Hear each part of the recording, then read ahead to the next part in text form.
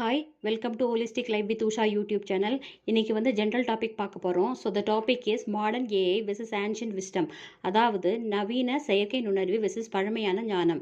ஏன் இந்த டாபிக் அப்படின்னா, இப்போ எல்லாமே ஏஐயாக மாறிக்கிட்டு இருக்கு இல்லையா? ஆனாலும் நம்ம பழமையை மறக்காமல் திருக்குறள், பகவத்கீதை, இன்னும் சில புத்தகங்கள் நம்ம படிச்சுட்டு இருக்கோம்.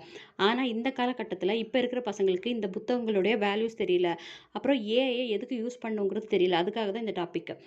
ஏஐ எல்லா ஆன்சரும் சொல்லும், ஆனால் நம்ம வாழ்க்கை எப்படி வாழணும்னு சொல்லுமா? கூகுளுக்கு எல்லாம் தெரியும், ஆனால் நமக்கு நம்மையே தெரியுமா? இதை யோசிக்கணும் இல்லையா? இப்போ உலகமே ஏஐயை சுற்றி ஓடுது. சேட்பாட்ஸ், ஆட்டோமேஷன், டெக்னாலஜி எல்லாம் ஃபாஸ்ட்டாக வளருது. ஏஐ என்னென்ன பண்ணுதுன்னா, நமக்கு இன்ஃபர்மேஷன் தருது, நம்ம வேலையை சீக்கிரமாக முடிக்குது, நமக்கு ஆன்சர் கொடுக்குது. இப்போ நமக்கு எல்லா தகவலும் இருக்குது. ஆனால் இன்னும் கன்ஃபியூஷன் இருக்குது, ஸ்ட்ரெஸ் இருக்குது, ஓவர் திங்கிங் பண்ணுறோம், மன அமைதி இல்லை, நாலேஜ் அதிகம், ஆனால் விஸ்டம் குறைவு. அதனால்தான் இவ்வளவு டெக்னாலஜி இருந்தும் நம்ம வாழ்க்கை கிளியர் ஆகலை. ஸோ இது எல்லாத்துக்குமான ஆன்சர் நம்ம பழைய புத்தகங்கள் இருக்குது. தமிழில் வந்து நிறைய புத்தகங்கள் இருக்குது. ஃபார் எக்ஸாம்பிள் இதிகாசங்கள், சங்க இலக்கியங்கள், தொல்காப்பியம், பத்துப்பாட்டு, ஐம்பெருங்காப்பியங்கள், இது எல்லாமே தமிழோட பொக்கிஷங்கள். அவங்கவுங்க துறையில் சிறந்து விளங்கிய நூல்கள்.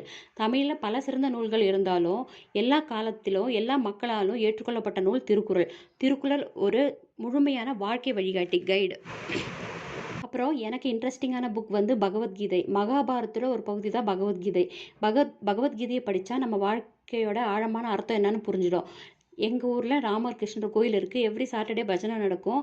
அப்புறம் எங்கள் பாட்டி வந்து கிருஷ்ணர் பற்றி ராமாயணம், மகாபாரதம் அந்த மாதிரி நிறைய ஸ்டோரியெல்லாம் சொல்லுவாங்க.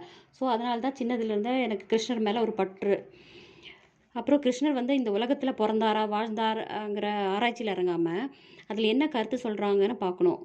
இதில் சொல்கிற வாழ்க்கை ஞானம் தான் முக்கியம். பகவத்கீதை வந்து இந்துக்களுடைய மதம்னு சொல்லுவாங்க இல்லையா?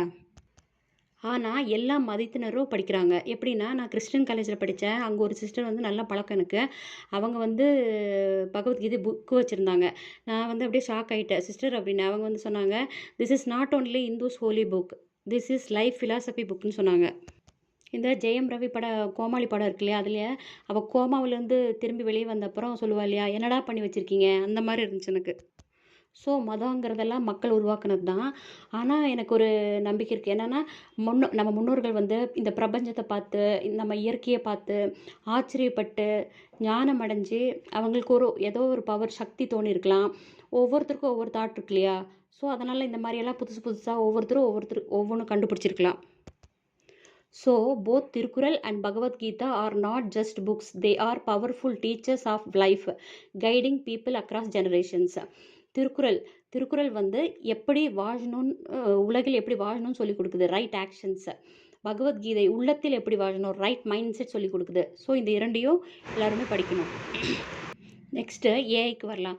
ஆர்டிஃபிஷியல் இன்டெலிஜென்ஸ், செயற்கை நுண்ணறிவு. இது மனுஷங்க போலவே சிந்திக்கவும், கற்கவும், முடிவெடுக்கவும் கூடிய ஒரு கம்ப்யூட்டர் டெக்னாலஜி. ஏஐ எப்படி வேலை செய்யுதுன்னா, டேட்டா. ஃபர்ஸ்ட் ஒன் வந்து டேட்டானா ஏஐ கற்றுக்கொள்ள ஃபர்ஸ்ட் நிறைய தகவல் வேணும். செகண்ட் ஒன் அல்காரிதம், டேட்டாவை எப்படி புரிந்து கொள்வது, இன்ஸ்ட்ரக்ஷன் கொடுக்கறது. இதுதான் ஏஐக்கு யோசிக்கும் முறையே கொடுக்குது. தேர்ட் ஒன் லேர்னிங்னா ஏஐ தானாக எக்ஸ்பீரியன்ஸ்லேருந்து, அனுபவத்துலேருந்து கற்றுக்குது. இதுதான் மெஷின் லேர்னிங். ஓகே, ஏஐ என்னதான் பதில் கொடுத்தாலும் கேள்வி கேட்பது நாம தான் இருக்கணும்.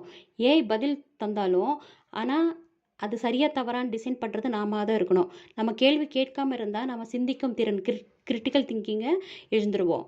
ஸோ இப்போ ஏஐ கிட்ட நம்ம சிந்திச்சு ஒரு கொஷின் கேட்குறோன்னா, அதை எப்படி இம்ப்ளிமெண்ட் பண்ணணும், செயல்படுத்தணும், எப்படி ஆர்கனைஸ் பண்ணணும், அதை எப்படி எழுதணும்னு கேட்கலாம். ஆனால் இப்போது எல்லாம் என்ன பண்ணுறாங்கன்னா, சப்ஜெக்டை தாண்டி பர்சனலான கொஷின்லாம் கேட்குறாங்க. ஃபார் எக்ஸாம்பிள், எனக்கு இந்த மாதிரி சொல்லிட்டாங்க, இப்படி ஆகுது அப்படி ஆகுது அப்படின்னு சொல்லிட்டு அதுக்கும் ஆன்சர் பண்ணது ஏஐ. ரைட் ஆன்சர் கொடுத்தா ஓகே, ராங்காக இருந்துச்சுன்னா என்ன பண்ணுறது, இதை யோசிக்கணும் இல்லையா? ஏஐ வந்து ஒரு கருவி, டூல் தான். சிந்திப்பது மனுஷனுடைய பொறுப்பு. ஏஐக்கு இமோஷன்ஸ், ஃபீலிங்ஸ் இதெல்லாம் கிடையாது. மனுஷங்களுக்கு மட்டும்தான் இதெல்லாம் இருக்குது. ஏஐ பதில் தரும், அது ஒரு தகவல், இன்ஃபர்மேஷன் தான். ஸோ ஏஐ யூஸ் பண்ணி நம்ம நாலேஜை டெவலப் பண்ணிக்கலாம். திருக்குறள், பகவத்கீதை படித்து நம்ம ஞானத்தை அடையலாம். ஸோ இப்போ திருக்குறள் பார்க்கலாம். தாமின் புறுவது உலகின் புறங்கண்டு காமுறுவர் கற்றறிந்தார். பொருள் வந்து, தம் மனதை மகிழ்விக்கும் கல்வியினால் உலகம் மகிழ்வதைக் கண்டு கற்று அறிந்தவர்கள் மேலும் கற்கவே விரும்புவார்கள். படித்தவங்க மற்றவங்களுக்கு சொல்லிக் கொடுக்கணும்னு நினைப்பாங்க, திரும்ப திரும்ப படிக்கணும்னு நினைப்பாங்க. செகண்ட் ஒன், எப்பொருள் எத்தன்மைதாயினும் அப்பொருள் மெய்ப்பொருள் காண்பது அறிவு. பொருள் வந்து எதுவாக இருந்தாலும் அது எப்படி நமக்கு தோன்றுகிறதோ அதை பார்த்து மட்டும் நம்பாமல் உண்மையை கண்டுபிடிப்பதே அறிவு. நெக்ஸ்ட் பகவத்கீதை தத்துவங்கள். ஒரே ஒரு நாள் அடுத்தவர்கள் வாழ்க்கையை வாழ்ந்து பாருங்கள். அதன் பின் அவர்களைப் போல இவர்களைப் போல வாழ வேண்டும் என்ற எண்ணம் உனக்கு வாழ்நாள் முழுவதும் தோன்றாது. கோபுரத்தில் இருந்தாலும் குடிசையில் இருந்தாலும் உன் மனதை பொறுத்துதான் உன்னுடைய சந்தோஷம். ஸோ நம்ம மனசு சந்தோஷமாக நிம்மதியாக இருந்தால் நம்ம எங்கே வேணாலும் இருக்கலாம். நெக்ஸ்ட்டு எளிதாய் கிடைப்பதால் அலட்சியமாய் தோன்றலாம். அதற்கான மதிப்பை உணரும்போது தேடினாலும் கிடைக்காது. ஸோ திருக்குறளும் பகவத்கீதையும் நமக்கு லைஃப் கைட். ஸோ நம்ம லைஃப் ஸ்டைல் மாறலாம், டெக்னாலஜி மாறலாம், ஆனால் நம்ம எமோஷன்ஸ் ஃபீலிங்ஸ் இதெல்லாம் மாறாது. ஸோ நம்ம மனசை எங்கிருந்தாலும் கிளியராக நிம்மதியாக சந்தோஷமாக வச்சுக்கணும். Thank you so much. See you on next video.